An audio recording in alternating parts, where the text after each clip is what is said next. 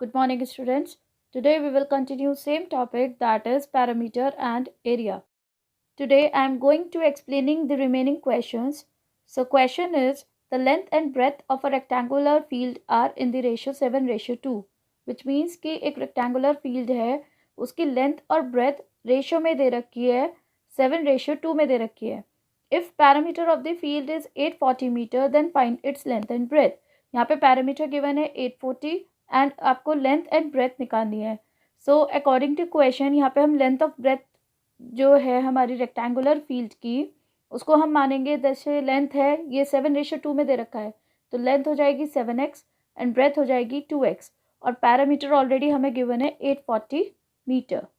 Now for finding the length and breadth, सबसे पहले हम लोग पैरामीटर का फॉर्मूला लगाएंगे and parameter of rectangle is 2 × l+b और क्वेश्चन के अकॉर्डिंग पैरामीटर ऑलरेडी गिवन है 840 एंड 2 इंटू और एल और बी है 7x और 2x. तो यहाँ पे ये बन गया equation, that is 840 equal to 2 into 7x plus 2x. अब अकॉर्डिंग टू बॉडमास रूल सबसे पहले हम ब्रैकेट का सॉल्व करेंगे, तो 7x प्लस 2x ये बन गया 9x.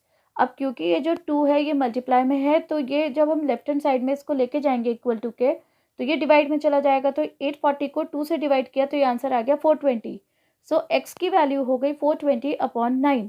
जब इसको सॉल्व किया तो x की वैल्यू आ गई 46.66. आफ्टर दैट ये x की वैल्यू लेंथ एंड ब्रेथ में जब हम लगाएंगे तो लेंथ की वैल्यू है 7x, तो इसमें जब x की वैल्यू लगाई तो ये आंसर आ गया 326.7 मीटर. देन ब्रेथ में लगाई, ब्रेथ की वैल्यू है 2x, तो जब x की वैल्यू यहाँ पे लगाई तो ब्रेथ की वैल्यू आ गई 93.3 metre. Next question is, the length and breadth of a rectangular table are 56 cm and 65 cm respectively, which means एक rectangular table है जिसकी length and breadth दे रखी है, length दे रखी है 56 and breadth दे रखी है 65. Find the cost of boarding it with wire at the rate of rupees 10.50 per meter. यहाँ पे cost of boarding निकालना है और जो boarding होता है ये हमारा पैरामीटर पे निकलता है. जैसे हमें क्या करना है, जैसे कोई भी रेक्टेंगुलर टेबल है, बोर्डिंग का मतलब होता है कि वायर से उसे पूरे को कवर करना है. तो वायर से हम एरिया वाला पार्ट नहीं कवर कर सकते, पूरे पैरामीटर को ही कवर करेंगे. यहाँ पे हम कॉस्ट ऑफ बोर्डिंग जो निकालेंगे वो पैरामीटर पे निकालेंगे. फॉर फाइंडिंग द पैरामीटर सबसे पहले फॉर्मूला यूज होगा and the formula for parameter is 2 × l+b.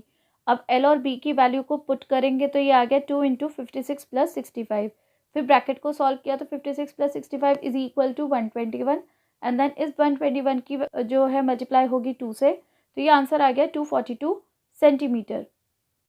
अब यहाँ पे हमें कॉस्ट ऑफ बोर्डिंग निकालनी है एंड कॉस्ट ऑफ बोर्डिंग के लिए यहाँ पर जो रेट दे रखा है वो 10.50 वो मीटर में दे रखा है. तो सबसे पहले हमें इसको कन्वर्ट करना पड़ेगा पैरामीटर को, क्योंकि पैरामीटर सेंटीमीटर में है, इसको कन्वर्ट करना पड़ेगा मीटर में. So as we already know कि that 1 centimetre equal to 1/100 metre होता है. So 242 centimetre equal to 242/100 which is equal to 2.42 metre होगा. Now for finding the cost of bordering with wire at the rate of rupees 10.50 per metre. So cost के लिए जो parameter निकला है उसकी multiply 10.50 जो कि हमारा रेट है उससे मल्टीप्लाई कर देंगे तो हमारी कॉस्ट निकल जाएगी. तो ये आंसर आ जाएगा 25.41. Now the last question is, find the length of an equilateral triangle whose parameter is 12 metre 35 centimetre. यहाँ पे इक्विलेटरल ट्राइंगल की लेंथ निकालनी है जिसका पैरामीटर गिवन है 12 मीटर 35 सेंटीमीटर.